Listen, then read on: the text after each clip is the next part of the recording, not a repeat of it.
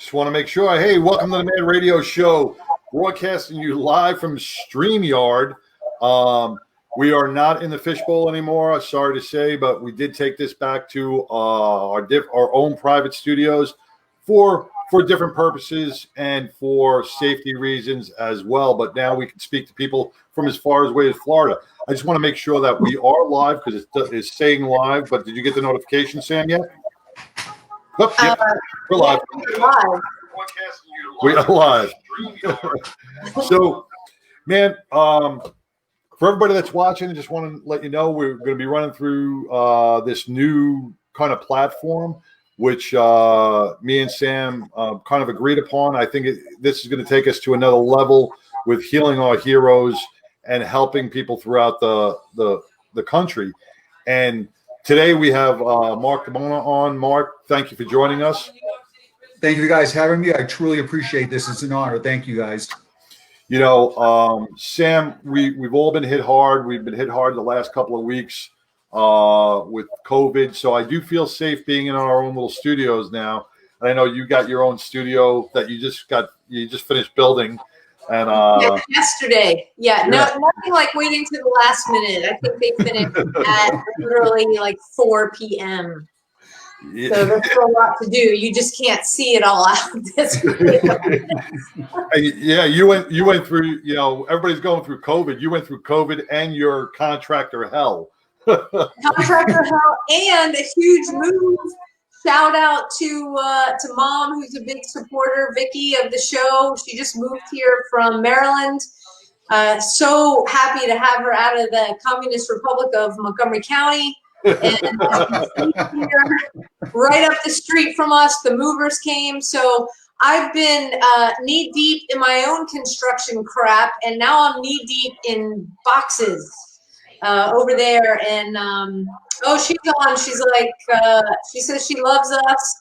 We got Jeff that says have a great show. Megan's on saying hi. Awesome. So it's been a minute. In addition to planning our really big upcoming workshop that we have planned with Garland Police Department here in Texas.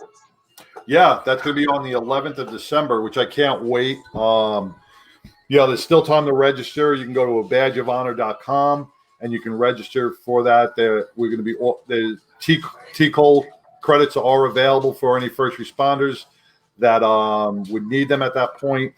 And we're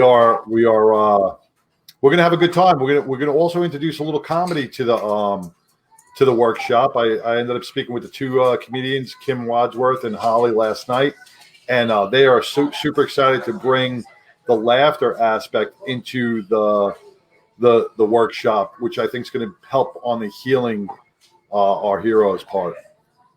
I think for sure, and it's you know, you had positive feedback about it. When you were in Florida. Yes. And it's just a natural progression. The research is there, and we're going to deliver the full package. So like I always say, nobody leaves one of our workshops without having, you know, tactics, tools, strategies, making your toolbox overflow. So you're walking out with it. You're not drowning in research. You're not like, what do I do with this now? You know, how do I really combat my stress? What did they say? And you're flipping through your notebook. Now you're going to be able to have all of it. You're going to be able to remember it. And between you, John, with the comedy, John Edmondson doing all the active work, it really is not only fun, but it's great to see and hear the feedback. Yeah. So Mark, you know, you have a lot of years in law enforcement. You've been through the academy. You know what me and Sam are doing with these workshops. You've been there. You know, what do you see is changing in your years of law enforcement experience? That's either positive or negative. Well, I came on the job in 1985, so I'm one of the old guys. You know, it's progressed in such a different world that we live in now. Here we are in almost 2021 now. But when I came on the job in 1985, if I heard the word defunding the police, I mean, are you kidding me? First of all, I probably have to look it up to see what they're talking about. Yeah, see what they were talking about. But what you're doing is they're robbing Peter to pay Paul, and it's just wrong in so many ways. And when I came on the job back in '85, if I can touch on mental health, our because you talk about your workshops, and our coping skills was quiet practice. Let's grab a couple of beers after work. Let's go sit in the back parking lot, or even more than a couple of beers, and then drive home. And for the brotherhood and the brother and sisterhood, it was great to to vent and get things off your chest in that back parking lot. But what did it really do for you mentally? And like Sam said, caught my ear when she said the tools. We had, that we're on the job or are on the job, we're presently on the job. You wear a vest, you carry a gun, taser, stick spray, all that stuff to protect yourself physically. But what is there really to protect yourself mentally? There's not a heck of a lot. It's progressed through the years, absolutely it has. However, we still have a long, long way to go. We lost 228 officers last year to suicide. That's 228 too many, obviously. And I'm not taking anything away from our brothers and sisters that died in the line of duty, such as a shooting, crash. I'm not taking anything away from them, but we hear about that on a regular basis, unfortunately, but we don't hear about suicide on a regular basis. And I know I'm preaching to the choir when I say this, but the stress on the job is just incredible. Totally incredible. Well, it's a lot different now than it was when we were on a job. I mean, we dealt with stresses of getting shot. We dealt with stresses of domestics and the fear. But now cops have to deal with the stress of, God forbid, we never really worried about being ambushed. No. Back in the 60s when you had the BLM and you had all those anti-police organizations out there, but in our era, we didn't have to worry about getting ambushed at a car, just a non-violent call. We didn't have to worry about the public screaming in our faces and throwing fireworks at us, and really making our job so much more difficult than it already is. Right. Because I can remember, pretty much I retired in 2019, and I was in some hot calls and real stressful situations, and of course I was nervous, and everybody gets nervous, but like you just said, John. I mean, we have cops that like those LA County deputies. They're sitting at a train station, and this guy just walks up and shoots them. I've been legit victims of crime, and you don't have eyes in the back of your head, but you don't want to be what's what I'm looking for, overzealous or over paranoid, because then you won't be able to do your job that way also. So, right. And I truly believe, somebody said to me the other day, well, disrespect to the police is absolutely incredible right now. I agree. I totally agree with that. But there are good people out there that still respect us. Yeah. There really is. And I think the news is focusing more on the bad than they are on the good. So I bet you the majority of the good outweighs the bad. They're just focusing more on the bad. Oh, no doubt. But what sells? The riots in New York, Seattle, Portland, all around the country, all these riots, and people are just waiting for the cop, which they think the cop is doing something wrong, when the cop is defending themselves from being attacked or protecting somebody else, and they put the person on the ground. Where they film, all they filmed is the 2 or 3 cops on top of the guy arresting him. Look at the force they're using on him. Well, let's look back for a second. What happened prior to that? Now, I'm not condoning any type of excessive force. That's not what I'm condoning. But a bad person sometimes has to be put on the ground. And when we signed up for the job, when we took our oath, we didn't say, go ahead and kick me in the crotch, shoot fireworks at me, spit on me, pour water on me. Somebody said to me once when we were talking about NYPD when it first started, it all started about just recently, was the water pouring on the NYPD officers. And I heard from several people, oh, it was only water. Are you kidding me? My Boston accent's kicking in, by the way, is water. So, but that's a sign of disrespect. And how is water? How do you know it's not acid? How do you know it's not blood? How do you know it's not whatever? And you take a walk in our shoes for a little while, you're going to look at life a little differently also. And, you said the key word. It was disrespect.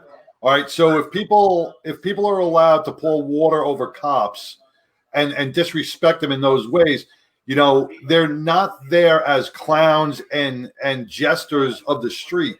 Once we lose disrespect for our law enforcement, right, there are no ends that the public will stop to keep.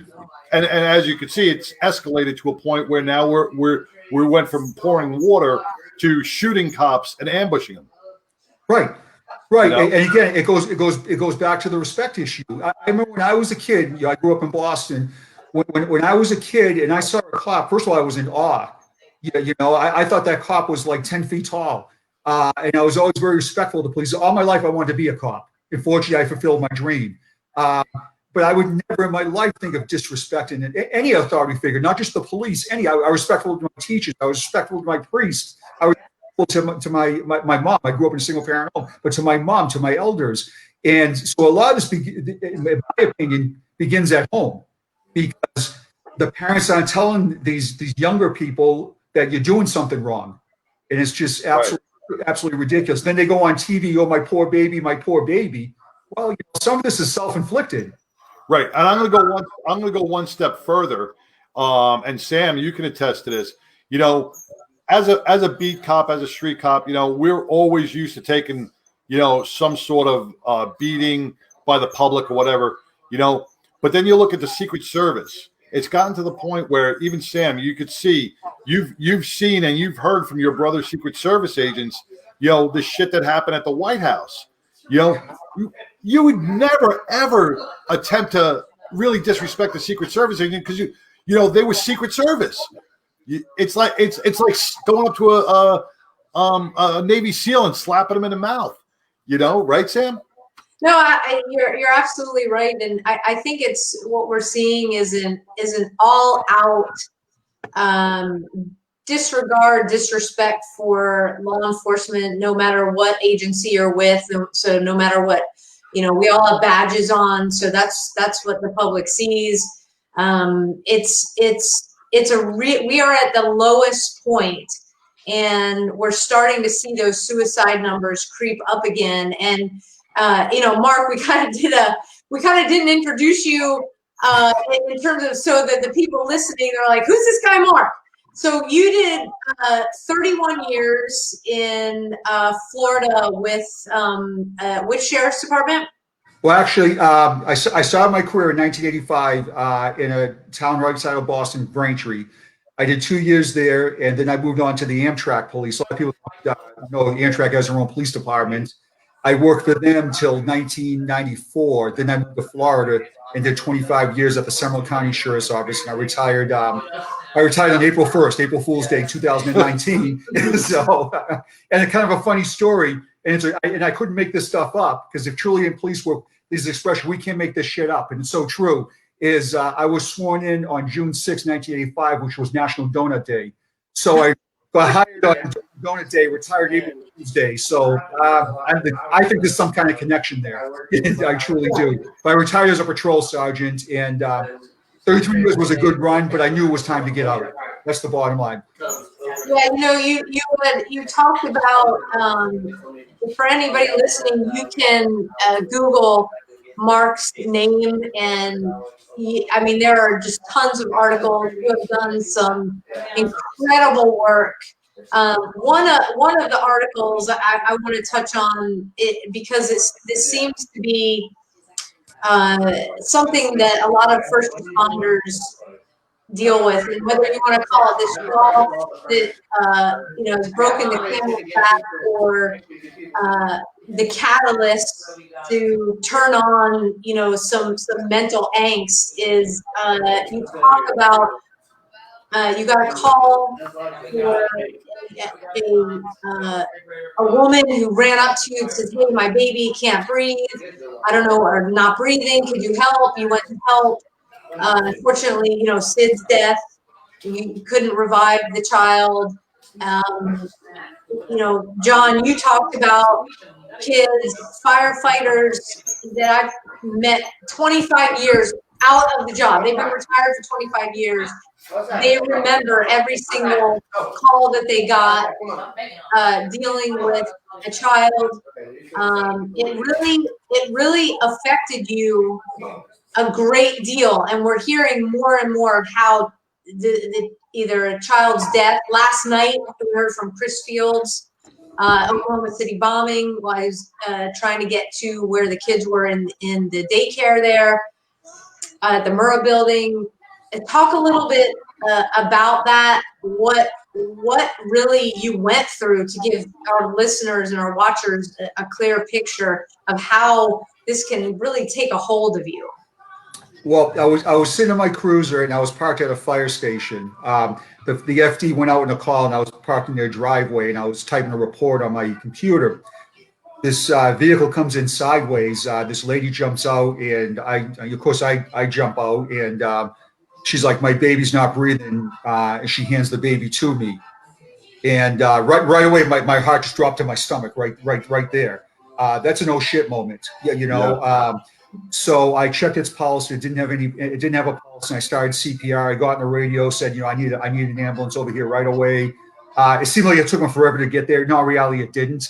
So I did CPR on the baby, and unfortunately, I couldn't revive the baby. I rode in the back of the ambulance with the baby. I helped the medics bag the baby, and I was in the emergency room when the doctor pronounced the baby dead and told the parents that the baby was dead.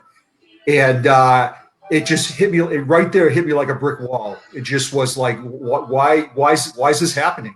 I don't get it. And I'm not mad at the family by any means, but they were very upset with me, more so the dad, because he started yelling at me. I can't believe you didn't save my kid. You're a POS. And it's his anger. And I'm not mad at him. I'm not mad at him. No, not one bit. I don't have any kids, so I can't say I feel your pain. But I can imagine, what it was like. It must have been horrible. So I felt very guilty, and it started affecting me physically and mentally. And we touched on the mentally part. Was I started having nightmares of the baby, and there were so explicit nightmares that I go get my mail. I open my mailbox. The baby was in my mailbox. Wow. I'm at work and I'm driving down the street and I look over my passenger seat. And the baby's just laying there staring at me with its arms out. Just vivid memories. Vivid, yeah. Nightmares where I'd wake up. I was always on midnight shift pretty much my whole career by choice because there's less bosses out on midnight, so that's a good thing. But I'm sure we can relate to that, can't we? Yes. But I would wake up in the middle of my sleep, and then I wouldn't be able to go back to sleep. And then it got to the point where I was afraid to go to sleep because of the nightmares. My dog would be drinking water, and the slurping noise my dog made reminded me of me doing CPR on the baby, the gurgling noise that it was, absolutely horrible. And I'm like, so I said something to a coworker, and he pretty much just told me to toughen it up and move on. Well, I couldn't move on. It just beat me down. And also during that time, and a lot of people don't realize this. In law enforcement, there's a lot of bullying within the agency in law enforcement by the bosses. And I consider myself a tough guy, to be honest with you. I worked in really bad neighborhoods, rode solo on trains for years. I'm 6'1", I keep myself in halfway decent shape. And just being belittled by my boss was taking a toll on me also. And things I saw, throughout my career, including one of the things I went to 9/11, and I'm sure you experienced that, John. Being at the buildings 3 days after it happened and being up there was just horrific. So everything just finally hit me like a brick wall. I gained a bunch of weight. I went up to 289 pounds like in 3 months. Nightmares, hearing voices, and one night I decided I wanted to die by suicide. I could not take it anymore. Plus, my wife was telling me, you got to get help. And I'm like, cops, we don't get help. We give help. We don't get help. And if I get help, I'm going to be put on the rubber gun squad, or I'm going to be, tucked away in a corner somewhere, or possibly fired. And I don't mean to cut you off, but you know what's funny? It's me and Sam have talked to so many police officers throughout the state, and we've talked to so many on Mad Radio.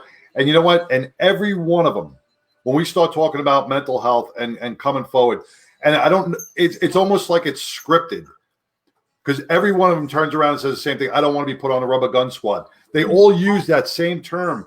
And it, you know, every cop out there has that fear. And then when you go talk to the bosses, they're like, no, that would never happen. Well, if that would never happen, then why do cops have that fear? Why does every cop in the nation have that same fear? They don't know each other.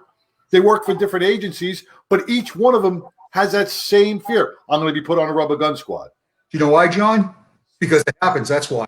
Oh, I agree. Yeah, I agree. That's totally, yeah. You know, but it's like this, John. If an officer goes to work and they get in a foot pursuit and they fall and break their leg, the officer's transported to the emergency room. The doctors are working on the officer. 100 cops go down to the emergency room. What goes on in the emergency room? Ball busting, cop humor. We have a weird sense of humor. And it's a good one, by the way. So, but and everybody signed the cast. Hey, get well soon. This, that, and the other thing. And what are the bosses doing? They're patting him on the back or her on the back and saying, "You come back to work when you're ready to come back. We have your back. We're one big family."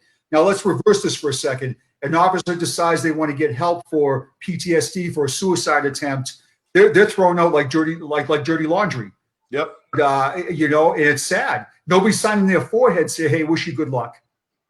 Yeah, they're distancing themselves. Yeah, and it's sad because we profess that we're one big happy family, and that is just such a lie sometimes.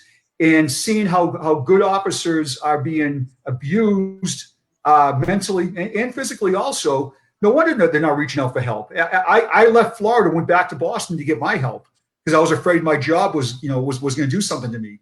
And then when I came out with my issues, that went over like a lead balloon, which I thought would come over. I thought I could make a difference. I could help struggling officers, and I did, and I still do.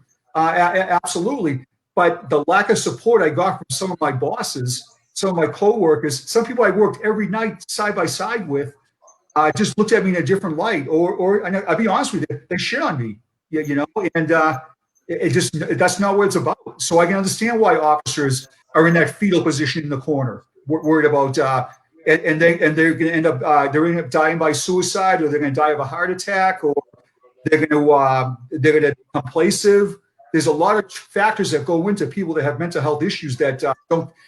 I use this line all the time. Not all scars are visible, and that's 100. I get scars on my body. Oh yeah, this is where I did this. This is where I did that. But my biggest scars are in my brain, which obviously you can't see, and it's scary. It really is. We got to do better, much better, actually. Mark, John, and I have talked often. It's at this point in 2020. Why would the higher up, the chain of command, not want the best functioning department and the best functioning officers that they can get? And everybody, they want to say, oh yeah, there's nothing wrong, we don't have a problem here, completely still ignoring the fact you can't debate science. It's there, it's out there. It is an unprecedented amount of cumulative PTS, single trauma PTS, veterans that could become officers, that transition. It's documented, it's there. So to keep ignoring it is it's just ridiculous. And yet we continue to run into departments that think they have it handled until something happens and they realize they don't. And that's when they leave themselves open, not only for a tremendous amount of criticism, but we see a lot of suicides that have been hidden, so not reported. Right. So now you have an officer who clearly had an issue, didn't seek help, or maybe tried to seek help, was shit on, like you said, Mark, felt that suicide was the only way out, and now there's a family left behind wondering why the department, what's this thin blue line? I thought you guys always, had each other's backs. Oh, I have your six until you say something's wrong up here. And it is something that we really, Mark, you're doing everything that you can on your own, to change that. John and I are doing the same thing with our partners. And I think a big thing that you said, Mark, is you went outside your agency and actually went back to Boston to get help. It seems to be working the best. If you're not in a critical situation, needing hospitalization or a detox situation or anything like that, going outside your agency, where everything is completely confidential, you're working, you're getting this better, nobody's the wiser, you're able to fulfill the function of your job, because we all know, left untreated, you can't fulfill that function. I've been there personally. John, you talked about it. And being a Secret Service agent, if I'm not 100%, something really, really bad could happen because of the nature of what we did and our mission. And so I couldn't deal with that. And nobody wanted to talk about the elephant in the room after 9/11. We didn't have a field office. We were spread out all over the city. And it was, I think in one of the articles, it talked about cops distracted by PTSD pose a danger to themselves and others. And I thought that when I first read that was a bit harsh, the language, but the word danger, all the bells and whistles go off. I think of the term liability, which has been brought up. If we have officers that have post-traumatic stress, they're a liability. Well, my question to you, Chief, is why did you let it get this far? Exactly. And I'll touch on this, Sam. It begins at the top. There's no question about that. You've got to find the money. You've got to find the resources, and there's plenty out there for that. To build a better officer, to protect our brothers and sisters, and to say it's okay not to be okay.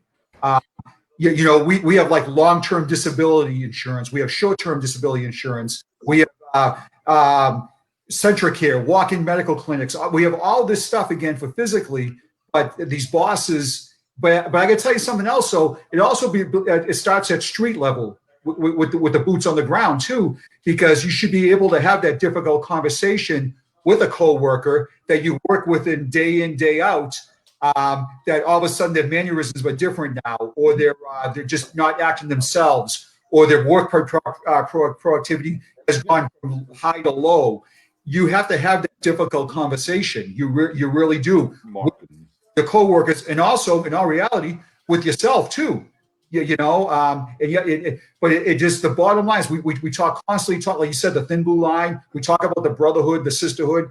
That's, well, it sounds great, looks good on paper and all that stuff, but let's shit or get off the pot. That's the bottom line. And we've got to find resources to prevent suicide, to prevent PTS, or just an annual mental health checkup. Which that's a hard sell, especially to the older officers. That's a very hard sell because there's a hidden camera in a room or something, But that's something that, Mark, another two things I want to, you really touched on, and before my mind forgets them, I want to bring them up, is, we lose cops to suicide because of post-traumatic stress. We lose cops to heart attacks and health reasons early due to the same thing, post-traumatic stress. And Sam will tell you, because our husband Steve does everything with nutrition and proper nutrition and building a healthy body, that people don't understand that the stress from post-traumatic injury causes so much damage to your heart and to your inner organs that it's going to end your life anyway very soon.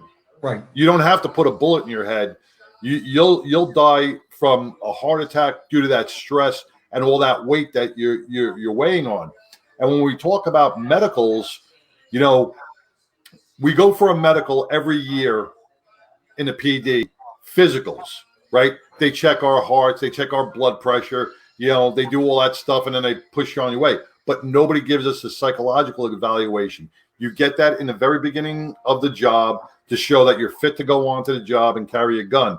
But in 3 years, 4 years of seeing all this trauma, no one says, hey, should we, unless you do something crazy, no one says, hey, let's check to see how that officer is. If you're involved in if you're involved, like when I was involved in my shooting, protocol was, hey, go see the shrink.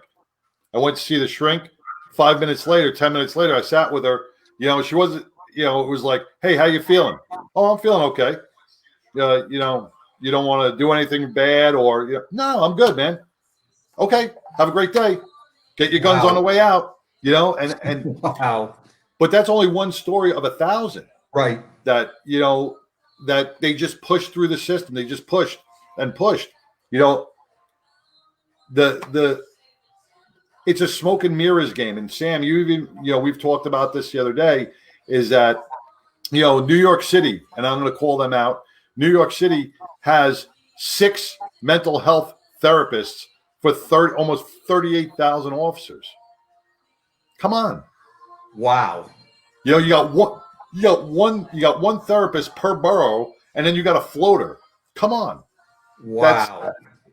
That's insane. It is insane. It's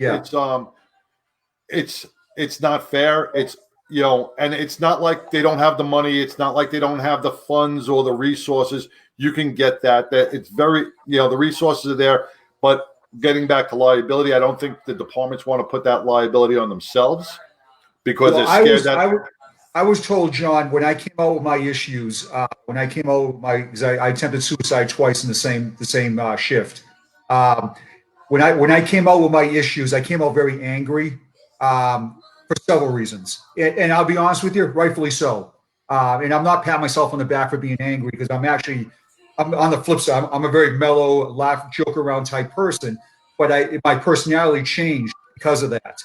And so when we talk about the heart attack, when I was struggling, I went up to 289 pounds in 3 months. I was eating Big Macs like they were going out of style, Dairy Queen like they were going out of style. And well, number one, because it was free, because where do cops go for meals? Free at half price, right? So, right. On the cuff, right? yeah. So, but I gained a bunch of weight, drank a lot of beer, and gained a bunch of weight. And when I went to get my physical, my blood pressure was sky high. My doctor goes, "Boy, you gained a ton of weight." And that's the last thing I wanted to hear was that. And we recognize now heart attacks as a line of duty death. But like both you guys said, what leads to heart attacks? Bad eating, lack of exercise, mental health issues. There's a lot of stuff that leads to heart attacks. So we're our own worst enemies, to a point. And there are departments out there who don't even do yearly physicals. Physicals. And my department was one of them. We had an entrance physical, and that was it. Really? It was up to you. Yeah, we didn't go. The only time you went to a doctor if you went on your own. And when you're younger, you don't go to the doctor. That backache will go away, that headache will go away, or whatever. And then now you're 35, 40 years old, and that was just not old by any means, but those aches and pains are there forever. And it's just we've got to do better for our officers. We truly, and then we talk about EAP. Well, a lot of times that's what they say to me when I speak at departments.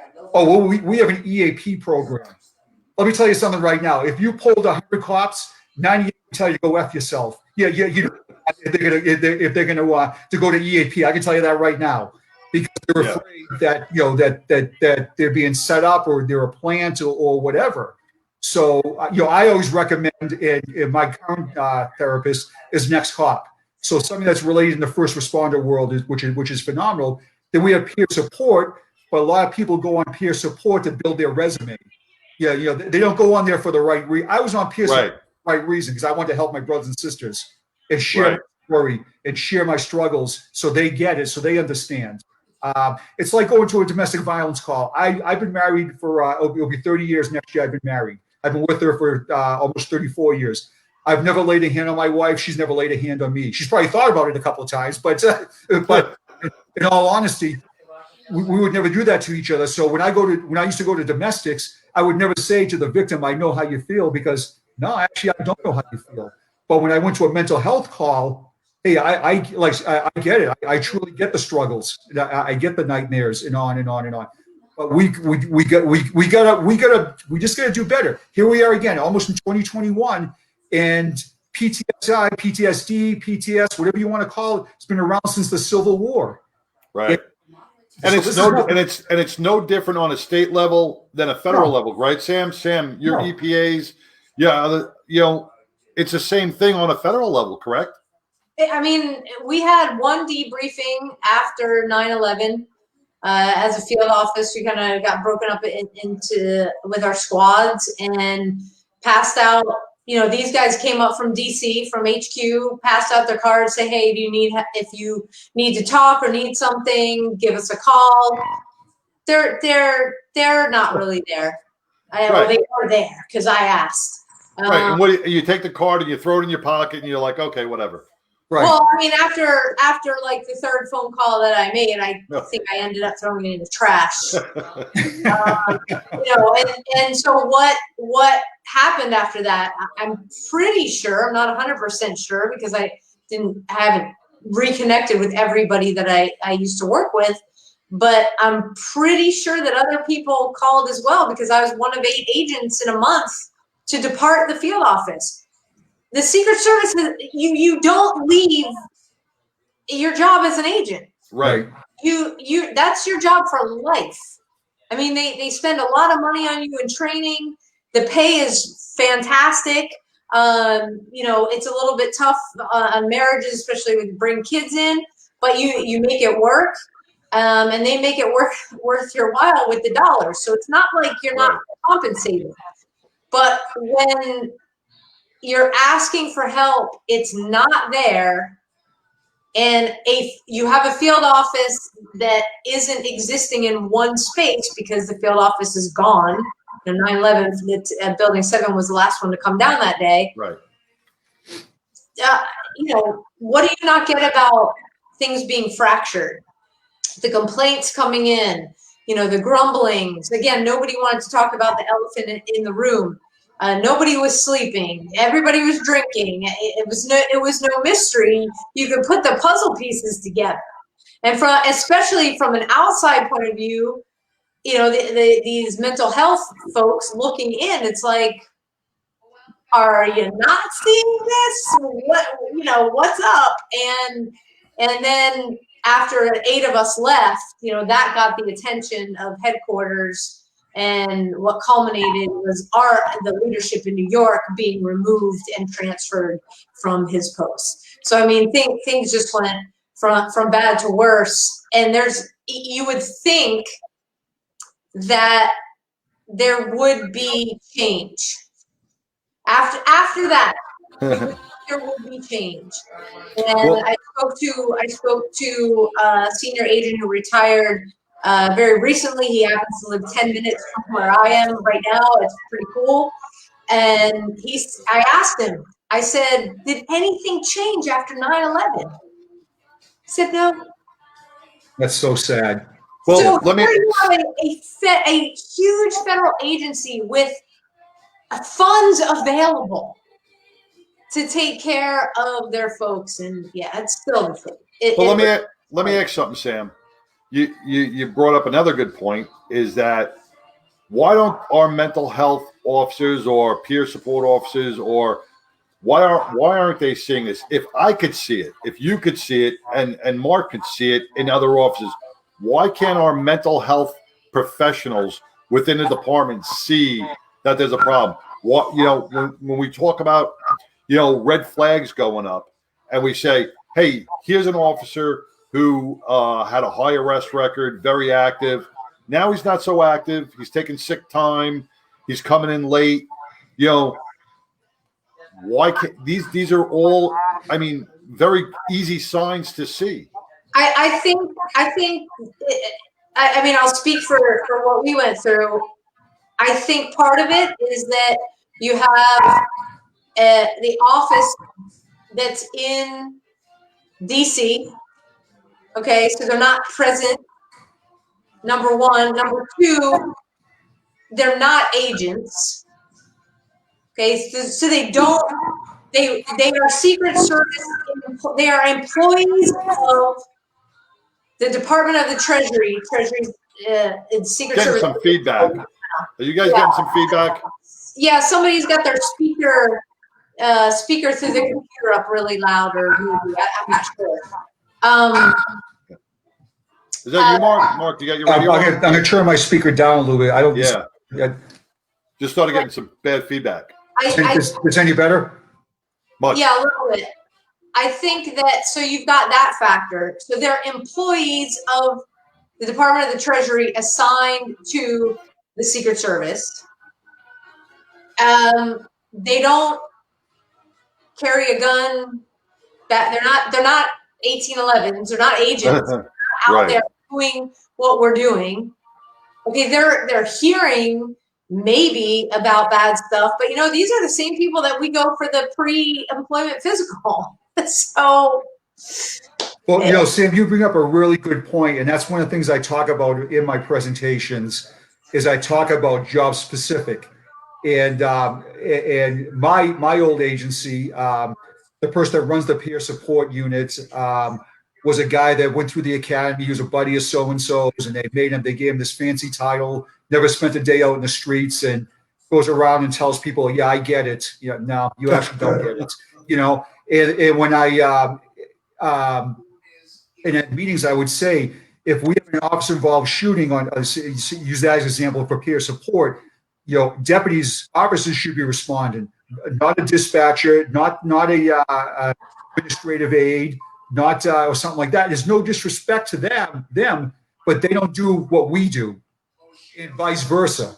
It's like you don't go to a chiropractor for a heart issue. You don't go to a dentist for a back issue. So it should be job specific. So I like what you're saying, Sam, and I agree with you 110%, because we used to do debriefings, or a critical incident happened, or somebody reached out, and you have somebody going on and on and on saying, well, you're going to feel this way, you're going to feel that way, but they never experienced it, or they've never done or seen or anything like that. That's ridiculous. Yeah, Mark, you talked about when you first got help in one of the many articles. Again, if you guys want to get some great background on Mark, just Google his name. All these articles will pop up. One of them said you went to get help, and the first person you saw, you were like, yeah, no. Oh, it was. Thanks for triggering me, Sam. No, just kidding. Yeah, I came back to Florida, and I went to this guy was supposed to be this guru psychiatrist that everybody recommended, and blah, blah, blah, on and on and on. And I walk in the office, and, we're cops. We judge right away. Yeah. I'm sorry. We do. Well, he was wearing, his pants were too short. He had no socks on. So I thought that was kind of weird right there. And when he sat down, he crossed his legs, and his pants went up to, they looked like capris. They went up to like his knees. And I'm thinking, yeah, I'm in a bad place right now. The last thing I want to do is piss off a psychiatrist, because I'll get locked up for 30 days or something. It was just like, oh boy. But the hour we sat there, for 49 minutes, he talked about all the girls he slept with in college, which now I look back and say that probably didn't happen, would be my guess. But and it was all about him. And I'm like, no, it's time to move on. And I went to about 5 therapists till I found, mental health professional, till I found my current one, Jamie, who's an ex-cop, and she really gets it. See, that's another thing. That's another thing. Mark, you went through 5 therapists. Yep. Right? Thank God you had the resiliency to keep going. Oh, I was burning out, John. I'm not gonna lie. I'm like, this is right. But you went through 5. Before you found the right one. And what's happening is guys are going through 1 or 2 or 3 and going, screw it. They're feeling so down on themselves because they feel that nobody could help them. That, after 3 therapists, if no one could help me, then I'm a lost cause. And I did feel like that. Yeah, absolutely. But the bottom line is one of my goals when I was at my worst, I said to myself, I'm not the only cop in the United States that feels like this. Not at all. And I eventually want to give something back. And I want to open up their door, talk about the elephant in the room, like Sam has said several times. And I want to help others. And but I said the only way I can help others is if I get better. I can't go in there and rant and rave and talk about how my agency didn't do this for me, or I didn't do this, on and on and on. That's obviously not healthy. So I wanted to get better, and I wanted to prove to myself that I do motivational speaking also, and I wanted to prove to myself that I can do this, that I got this. But I know, and I'm one of the biggest baseball fans ever. I love my Red Sox. Sorry, guys, but I love my Red Sox. But I look at it this way: is if the bases are loaded, and there's 2 outs in the bottom of the ninth, and you've got to get a run in. Everybody wants to hit that grand slam and run around the bases with their arms up. Yahoo! I did it. But I can tell you something: you hit a base hit, you're still in the game. Or let's go a step further with it: you get hit by the pitch, you took one for the team. And that's the analogy I had. And I'm not bragging when I say this, but I get strength through. And at one point, I was very mad at God also. I said, how can God let this happen to me? So you say, just raise your hand. Yeah. And I was very upset with him. And that's not good. That's not a guy to piss off. And I've since I've obviously got better with God. And I'm very spiritual. But I went to God for guidance during my worst times, and I felt like I wasn't getting it. Then eventually I was getting it. And God leads you down a path for a reason. He doesn't lead you on a path of self-destruction. Absolutely not. It's lessons learned. And I had to take the thorns. Jesus wore a thorn head thing on his head, So it just I had to have that inner strength to get better, for my wife also, for my coworkers, because I wasn't safe at work with my coworkers at all, and I wasn't the husband I was 6 months ago with my wife, and that's my number one priority in life. So I had to do all this stuff to make myself get better, and fortunately I did. But see, you did a lot because of who you are. You did a lot with the motivational and your inner person. All right, you had the strength to keep going. Look, like with Sam went through. Nobody told her about EMDR, right? Sam, you had to do your own research.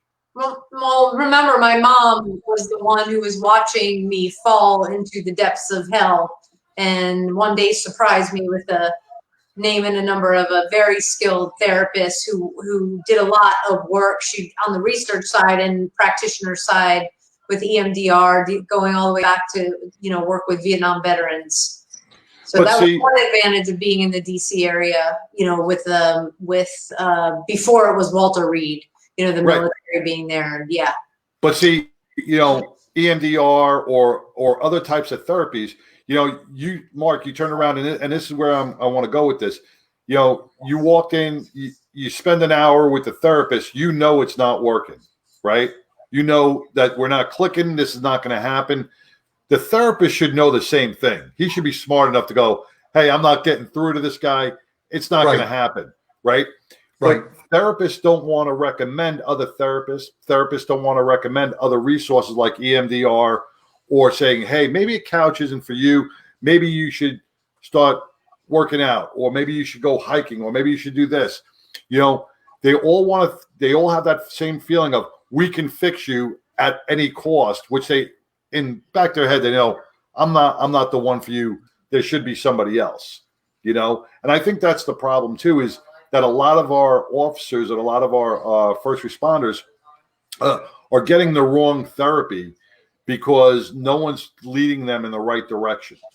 I agree with you 100%. You're right. A lot of mental health professionals do not want to refer you out to somebody else because maybe they feel like they're a failure, or they don't get it. But the bottom line is their client. They should be worried about their client, not about their reputation or themselves. Absolutely. And I did EMDR also, Sam, and it's absolutely incredible. It was creepy at first. I'm not gonna lie. It was total creepy, actually. Like, what's this light thing? Yeah, and all that. And I did it, and that really helped me a lot. It really did. It's I would say that any reputable therapist, if they know they cannot help in the situation, listening to the traumas, the reputable ones will refer out. I mean, as they should. Yeah. And I agree with you on that. Yeah, they absolutely should. And and and Mark, you can touch on this as well with what you went through. Not everybody is a fan of the medication. I mean, with post-traumatic stress often comes depression. And we know, I've had my own experience with it. There's a lot of medication out there that folks like to, therapists like to prescribe, for better, for worse. I've heard great results with some people. I've heard terrible results with others. What's your take on that? Well, first of all, you should not be afraid. I was afraid of medication. I thought anybody that took a mental health pill was crazy. And I hate to use the word crazy, but that's how I thought. And I was petrified of that. And but I became, again, my medication started with my current mental health professional. And she introduced me to one didn't work. It just didn't, it actually made me tense. And then so she said, well, we just have to kind of experiment here a little bit. And I take medication still every day. I take my pills, and I'm not, at first I was embarrassed by that. I thought when I went to the pharmacy, everybody was watching me. The pharmacist is like, oh my God, here's that crazy cop that's coming in to get his mental health prescription. Because a lot of times I would pick him up in uniform, and and I'm like, oh boy, this is not good. But then when I found the right medication, it's actually helped me quite a bit, and it's totally taken the edge off. I sleep. I have medication to sleep with. I sleep 100% better. So you have to be open for it, and you have to be open for, as much as I hate to say it, trial and error. They may prescribe one thing, like you said, that may be phenomenal for somebody, but not so much for somebody else, or the side effects of it also. So you got to worry about that. But once you get it and you get it under control, or you find it's working for you, then you may have to put up with a little bit of a side effect to feel better. Then eventually you can weed yourself off, and obviously through your mental health professional. You can't just quit cold turkey. That's obviously not the smart thing to do. But my milligrams have gone down, so I'm actually an advocate for EMDR and medication. Absolutely. Yeah, so let's just broach the topic of all of us, we are fixers by nature. We're problem solvers by nature, and we like to solve problems when things get really rough with whatever alcohol is, whatever our favorite drink of choice is. Definitely been there many times, bottom of a bottle, many nights to get sleep. We all know that doesn't work. Right. The detrimental health effects from continued alcohol use as a way to detach, as a way to mask the pain, as a way to push things down, as a way to numb out. And while choir practice is great, it's not great when you need 4, 5, 6, 7, 8, and Mark, like you said, you're coming into the office and you're not shaved, you're not, your uniform's all wrinkled, and that should make everybody go, whoa, what's going on here? But nobody says anything. Right. It is so sad. Yeah, you're right. And I can envision myself and coworkers I've seen through the years that they look like two different people within a couple of months, if maybe even less than that. And you just look, and then again, we go back to that difficult conversation. You've got to have that, we're trained to have the difficult conversation with the bad guys on the street, with victims of crime, which, we have no problem doing that, but we can't sit down like us three are talking right now and say, hey, Sam, what's on your mind? Everything okay? Something you want to talk about? Hey, John, how's the family? I understand your kid is sick. Those are things that we're adults. We have to have that. We have to have that difficult conversation. So why is it so difficult to have it amongst ourselves? Well, I think that's the problem that starts in the academy. Good point. You know, where it's almost like military. You know, they're looking to break you. It's a paramilitary organization, so you know they're dealing with you know, my academy class, we had 2,300 people in there. You know, yeah, yeah. Wow. We had 2,300, 800, 23. I got something over here where it says it 2,380 people in my academy class. So that's 2,300 different personalities. You know, so for an instructor, you got to break all those guys down to one personality, to be a cop, to be able to make sure that they can handle themselves on the street. And by doing that, you take away someone's not only emotion, but you take away their sense of caring for another person in a way. In a way, you know, you take away some of that empathy to a point where now the cops, you know, then you throw IAB on top of that and don't talk to other cops and don't do this. You know, you separate the cops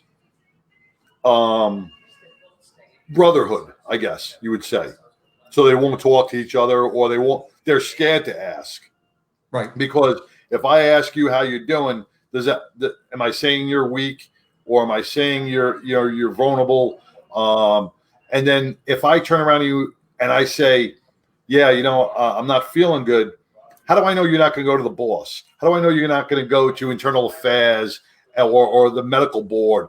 You know, when I was in the academy, you know, they kind of taught you, don't rat on your fellow cops, don't do this, you know, and as bad as it was, they made IAB, Internal Affairs Bureau, look like the devil, you know. They're out to get you. They're out to hurt you, you know. And I always thought to myself, hey, if I'm always doing the right thing, I can't do the wrong thing, you know. To me, that was my life. If I'm doing the right thing, I can't do the wrong thing. And if I did the wrong thing, hey, then it's shame on me. I'm supposed to get busted. But I think we separate the officers in the academy because we break them down so much that they don't know how to ask for help, or they don't know how to ask somebody if they need help, their own close brothers. If that makes any sense. I mean, it sounds right in my head. It actually makes a lot of sense, because as academy instructor, I see that. Now I'm different when it comes to an academy instructor. I'm the easygoing, the mellow guy. I don't yell and scream. I don't demand respect or anything like. I'm not going to, you know, they make a mistake, I'm not going to make them do 20 push-ups because I can. Yeah, right. You know, or anything like that. So I'm the mellow, and I try to influence new officers through the mistakes I made and the good things I've done also, and to understand that you know, it is a good job. It's a great job. Police being a cop is, you know, it's an incredible job. It really is diverse and everything like that. But when you said earlier, John, you break somebody down to build them up. Yeah, you know, I'm just not. I'm not. Maybe because I was never in the military. I don't. And, you know, and I went to the academy also. I can remember being screamed at, and I hated a lot of my instructors. You know, and it just wasn't a good learning environment. And adult learning is about 40 minutes, and you start losing, you know, track of what's going on. So if you want to teach them to respect you've got to respect them. That's how now I'm not saying be a softie and let them, you know, goof off in class, or they don't have to do their PT or anything like that. But there's one thing I learned in my career. I was a sergeant for 19 years out of 25 in Florida, and I truly believed in leading by example. If the guys and girls are doing it, well, guess what? I'm doing it also. So when it came time in the academy where I had to tighten up the class, well, the whole class, unfortunately, the whole class pays for people's screws up. That's just the way it is. Yeah, you know. But when I said give me 20, I went down and I gave them 20 also. Them yell 1, 2, 3. Now, trust me, I'm not a good push-up person, so I winged it as best as I could. But it begins at the academy. Everything: physical health, mental health, policy and procedure, laws, arrest procedures, driving, shooting, all this stuff. Everything begins right at ground level. So let's do this. Let's incorporate some mental health stuff into the ground level part of that also. State of Florida, there's no, right now, as far as I know, there's no curriculum for officer wellness in the academy right now. Now, fortunately, the academy I teach at, they allow me to speak about it. Actually, 2 or 3 different academies I speak about, and they give me 2 to 4 hours to speak about it. But in the state of Florida, I think it's 778 hours is the academy. You're getting 2 hours.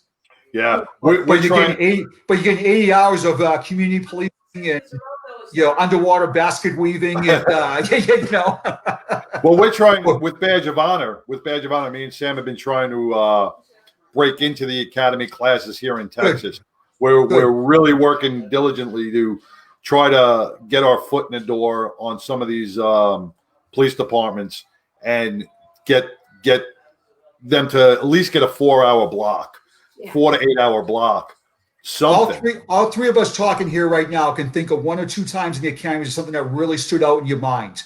Hopefully that mental health block will stand out in somebody's mind. That's what we got to get to. Yeah. I can remember at the academy. I can remember there was some good instructors, really good instructors actually, and not so good. And but I try to learn from people also, and I try to learn from people's mistakes and people's successes. But unfortunately, sometimes you see mistakes more than you see success. And but the world that we live in right now, because I'm going to go on a rant here for a second, so I'm going to try not to go on a rant, but we live in a politically correct world right now. It's people that get promoted to corporal, sergeant, special agent in charge, lieutenant captains, and all that stuff. A lot of them are politically correct, and they're half-assed cops, to be honest with you. And and it's just that's not what we should be doing. We should look at the person, look at their skills. But unfortunately, in an agency where it's political, hey, if you're golfing with the chief, or you're golfing with the deputy chief, or the captain, or whatever, or you're their driver, or something like that, well, you're probably going to go places in that agency, and you're not respect from the guys and girls because they know about you. You could see it throughout the nation right now. Oh, absolutely. We've lost a lot of police chiefs here in Dallas. We lost Chief Hall. You lost chief in Minneapolis because they've spoken their mind. You lost some good chiefs in New York, some good assistant chiefs in New York because they spoke up against what they believed was right. That the political powers, they spoke up against the political powers, and they were getting nowhere. So we lost a lot of good cops, a lot of good high-ranking officials because, like you said, they were not politically correct and they wouldn't jump into the agenda of the politics. And that's a shame. That really is. You're losing stand-up guys and girls who respect the people that work for them. They respect the law, and they're like, no, you're not going to go burn down our buildings in our city. You're not going to pour water on the cops or anything like that. And once they step out of that political correctness, now the media, the city, the state, or whoever blackball them. And they either put a lot of pressure on them to leave, or they don't renew their contract, or they throw them under the bus in front of the media. Well, exactly. And they make them the bad guys. It's just sad, and I've been training myself not to watch the news as much as I used to because it infuriates me sometimes. But I see some of these chiefs or commissioners or whatever get on TV, and they're so politically correct it turns your stomach. Yeah, well, that's the difficult line when you go through the ranks, because a lot of departments have unions until you get to lieutenant and above, or sergeant and above, and then you're out of the union. But it always is. If you're the chief, you are hearing from a lot of people, the city council, the mayor, the county executive, however your structure is of your cities. Again, from people who have never carried a gun or go for the firefighter or a hose. Okay, and it's very difficult to find that fine line to always be looking out for your men and women in your department, while in some ways appeasing the people that don't get it. And it's a lot of it is education. I mean, it's like, get these people into a ride along, get these people out, Absolutely. get these folks to understand what we do. There's something called National Night Out. Yep. National, as in national across the United States. What used to happen pre-COVID is neighborhoods would turn up, all of the elected officials would participate, and they'd go around to the departments and they would see how the communities support their police. They would get an idea of, oh, well, if this community is needing the police for this and listening to the issues, I don't want to do anything, put into place or a proposal that would stop police from being great police. Right. Like, well, think about this, Sam. I go throwing logic out there again. Dang it. Well, there you go. There you go. Being intelligent. Okay. So. But think about how bad would it be if we didn't have the police? It'd be anarchy. Yeah. You know, it'd be. But I like what you said. You said like ride-alongs. Absolutely. They need to see. And I'm not. You know, I'm not talking ride on day shift in the $1 million home subdivisions. That's not what I'm talking about. Let's get out there on midnights. Or idea. How about the administrators getting back out there on midnights every once in a while? I said something to one of our administrators one time because my mouth is my worst enemy. But I'm pretty proud of myself because I have no problem telling you like it is. And you pay the price when you do that. I think all three of us can definitely relate to that. Right. We had a hurricane come through one time, and we were working 20-hour shifts. We were sleeping at our office, at our substations, and this goes on for like a week. And we're getting burnt out. We really are. The only time I saw my wife was about 5 minutes when I went home to check on her, make sure she was all right. It was just hectic. So I was sitting at the office one time, and I get up. It's around 1-2 o'clock in the afternoon, and one of the captains is there, and that particularly didn't care for this guy. And he says, "Hey, I just want to let you know that the sheriff and the deputy chief and this guy and that guy." We're at the office here. We brought everybody lunch. And so just pass on the word to you guys, your shift, that we appreciate what you do. So I said, well, Captain, and I learned this a long time ago. When somebody says, with all due respect, shit on. Okay, yeah, there's no question about it. So I go, Cap, like it's like in The Sopranos when they used to say that either got whacked or they got shit on, one or the other, Right. And so I said, with all due respect, Captain, we are open 24 hours a day, 7 days a week. If the sheriff and the chief deputy and whoever else is so worried about patting us on the back, they should be out here at 1 o'clock in the morning rubbing our shoulders instead of 1 o'clock in the afternoon where it's convenient for them. Yeah, that's the one thing I think, John, you'll attest to this as well. After 9/11, and Mark, you were there. There were so many political figures from the very top, because POTUS was there, all the way down to the local officials, and they were on a fact gathering mission of what do you need? That's what everybody. What do you need? How can we make this better? And sometimes it was, hey, we've had burgers for the past 4 days. Is there any chance we could get something? Sometimes it was just that little thing. Simple. Yeah. Most of the time it was like, hey, we're great here. Just keep the coffee flowing. Yeah. Okay? Yeah. Oh, donuts, right? Yeah. Well, yeah. I mean, I guess it depends what unit you were right. in. Yeah. Right. And I saw that when I was in New York. I saw a lot of high ranking and also a lot of celebrities also. Mm-hmm. One thing that kind of stands out in my mind was, and I don't know any streets in New York, but there was one of the command areas or command buses was there. And we just had to report there every morning to get our assignments. Well, the girl that was on MASH, Loretta Swit, Hot Lips. Mm-hmm. Yeah. She was cooking eggs in the morning, and she would cook for all the cops. And I got to know her. She was a very sweet, very, very nice person. So I said to her, I said, well, why aren't you out there in Times Square with the rest of the celebrities, patting the firefighters and cops on the back and telling them how great they are, then drive off in their limos? And she goes, because I love you guys and I respect you guys. I don't need to be doing this. This is my payback. And I thought it was really cool. Really, there were a lot of celebrities that went down there, and we're going to get off topic, but there were a lot of celebrities that went down there for photo ops. Oh, absolutely. And there were a lot that went down there to help.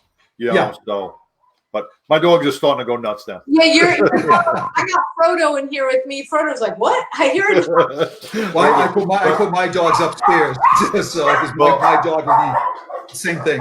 So. Well, he has 5. So Yeah. Wow, I get 2. That's I enough. have 3, but the one is yes, we're talking about you, Frodo. He's looking at me. But yeah, you're right. A lot of them wanted the photo op, but there were a lot that really wanted. And yeah, we got way off topic. But anyway, so Mark, you go around the country. You do a lot of speaking engagements.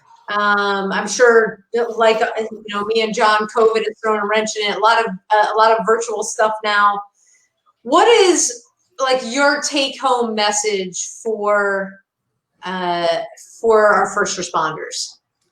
Couple of things. One is recognize if you're struggling with something. Okay, tomorrow's another day, so take care of yourself. We're trained to take care of others.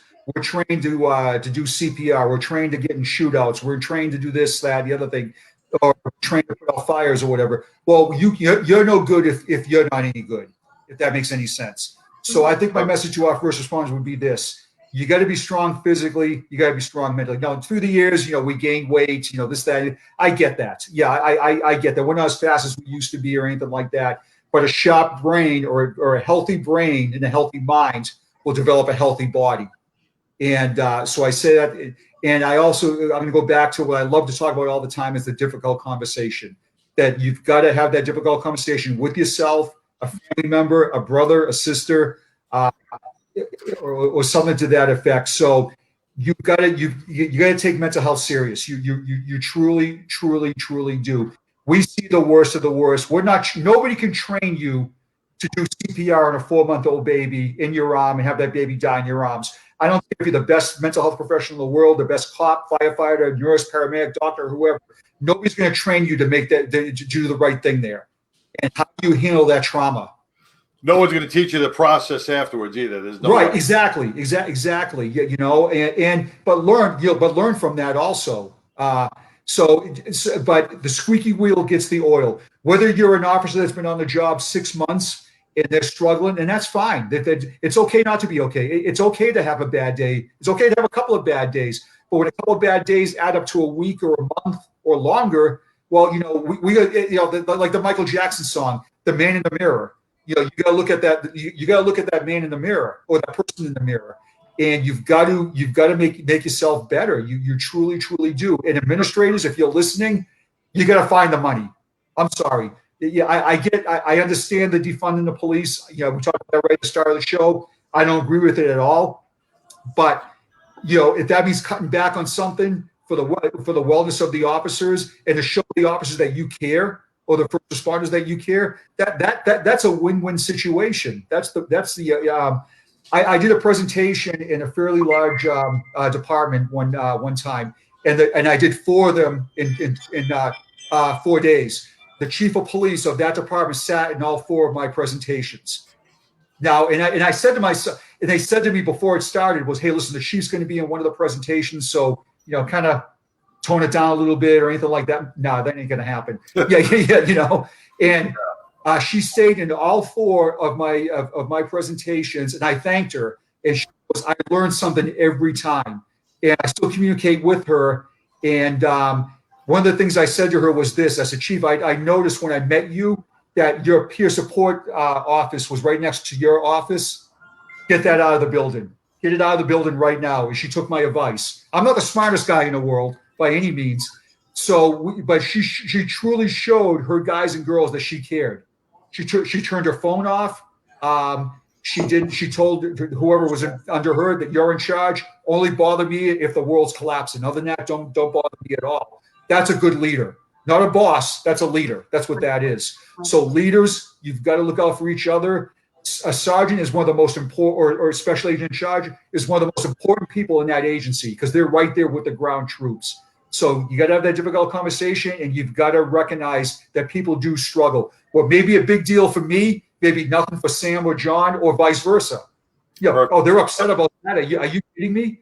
Yeah. But something simple is getting something off your chest. Like I'll tell you real briefly. I did a presentation covert to civilians about officer mental health and mental health wellness. And I said to them, do you ever drive down the street, you see two police cars parked side by side? They're like, oh yeah, of course we have. I said, what do you think they're talking about? Oh, they're probably talking about that burglary that happened. They're talking. No, we're bitching and complaining. That's all we're doing. You know, it's our water cooler. It's the bubbler. Yeah, you know. Yeah. So venting's not a bad thing either, but don't be part of that problem. Let's be part of the solution. Right. And have it. I mean, I only made the fire's rank as a sergeant. That was by choice. I never took lieutenant's test at all. But I always had an open door policy. You can come in anytime. My name's Mark. It's not Sarge. It's not Sergeant. It's not Sir. My name is Mark. And let's have an adult conversation. Or here's an idea. Let's have an immature conversation. Have a couple of laughs. Yeah, you know, right? So you still need guys and girls, you know, and have a good time at work. You know, laugh about some stuff. We have a weird sense of humor. Truly, sick sense of humor, actually. You know, but it's good. So have that difficult conversation, and don't be afraid to talk. That's the bottom line. Well, that's great, Mark. And you know, you are making a difference all across the world with what you're talking about.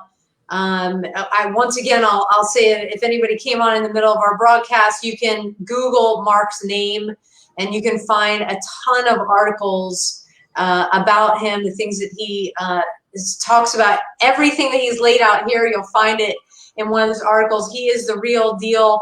Mark, how can people and departments and administrators, how can they reach you? My email is coptrauma@gmail.com. coptrauma@gmail.com. And I have no problem giving my cell phone out. It's 407-70-5279. And I would be more than happy to help any way I can, any way I can at all. It's just, and you know, fortunately, my bad time in my life has now turned into something good, and I'm giving back. When I retired, I said to myself, what am I going to do? Doing this before I retired, obviously, but now, talk about real COVID is really throwing a curveball at, at this really bad. But I'm giving back, and that's what I want to do. If that's simple as just having a quick talk or a presentation, training, I'm all about it. And I have a ton of 1,001 resources also.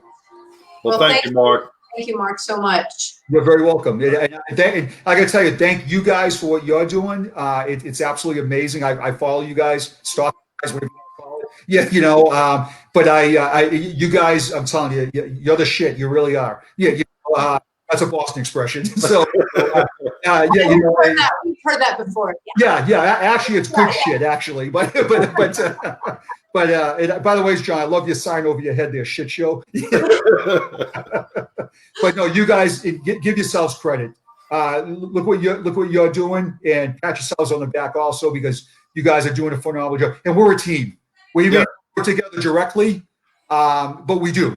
One way or another, we're working with each other. If there's anything I can do for you guys, by all means, no problem whatsoever. And vice versa. We'll come to Florida, you come to Texas, vice versa. Yeah, and once we beat COVID, because we are going to beat COVID, there's no question about it.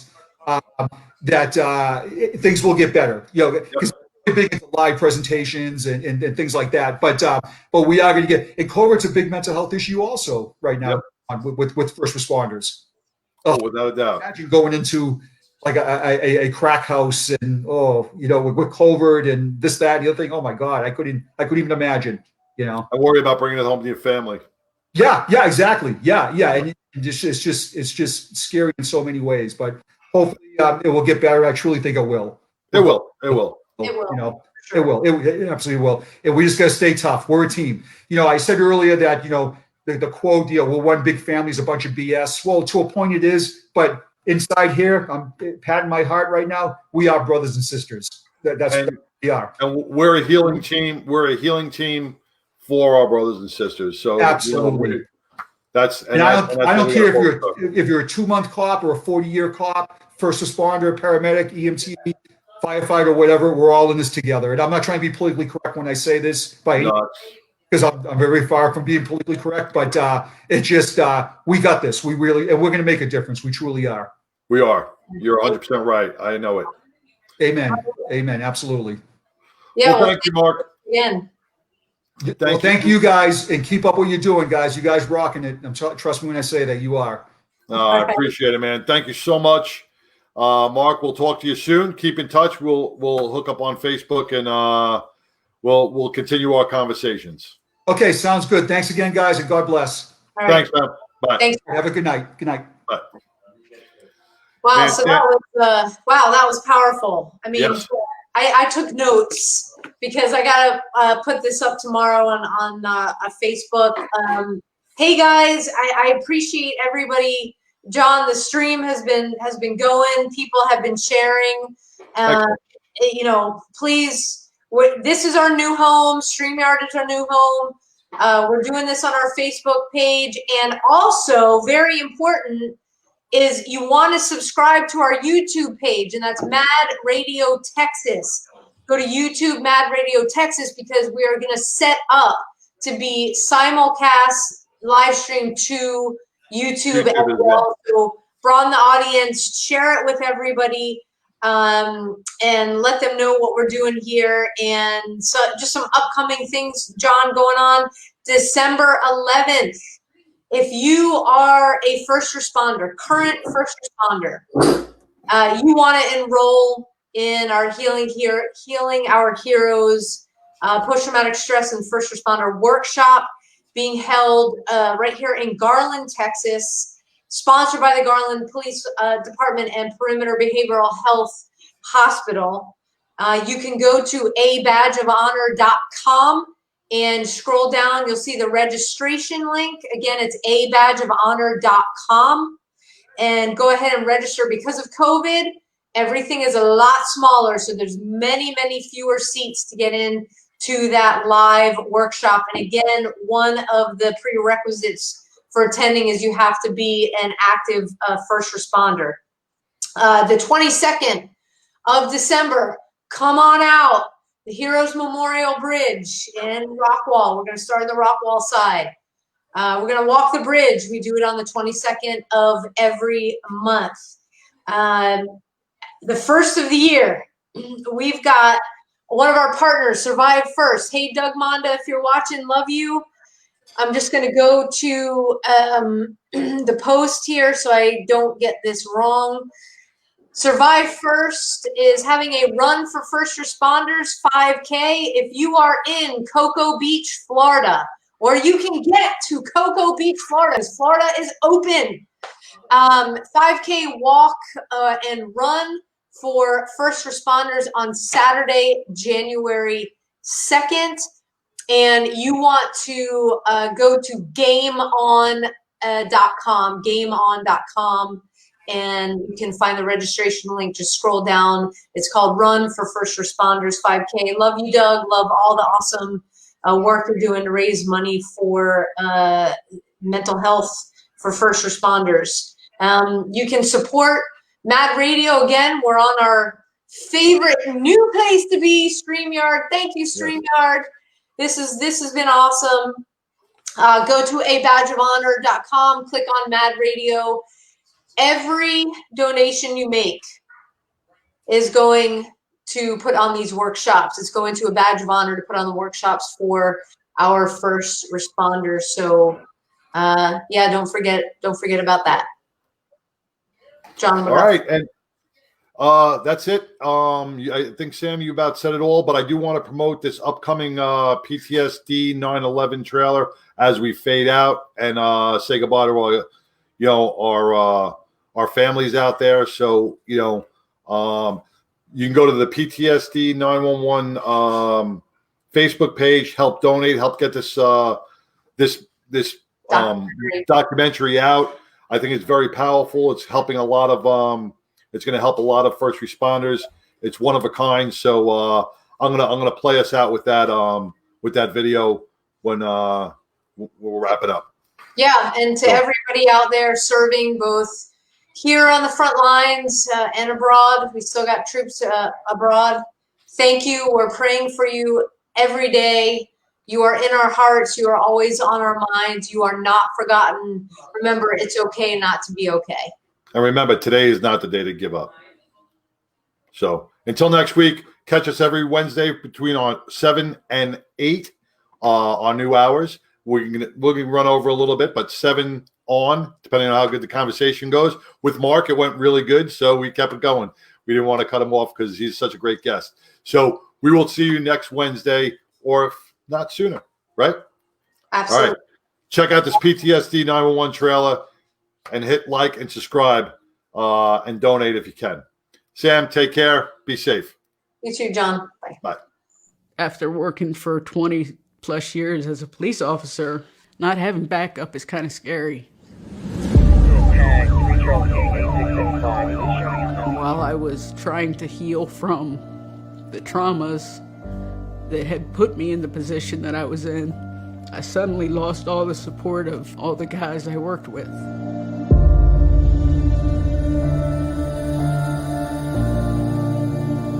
Just because we don't see it doesn't mean that we don't picture it in our head. I never thought that I would have to deal with that type of call, and I was not prepared.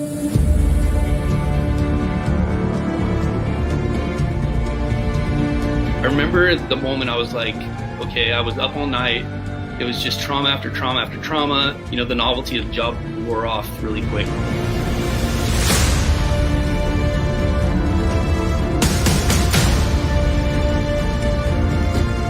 They didn't offer any help. They said I needed to see a psychiatrist, that there was probably nothing wrong with me, that I was just being a baby about it. I couldn't think of how to get help without ruining my job.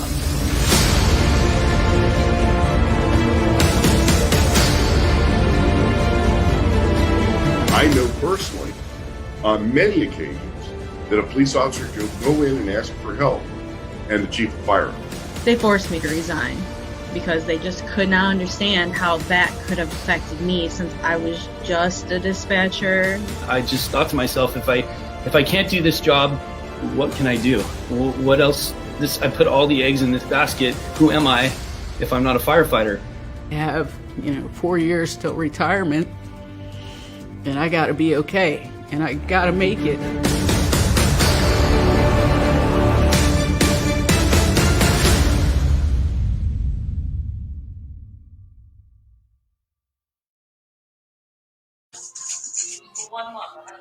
No, it's $10. All right. Take care, Sam. Bye, everybody.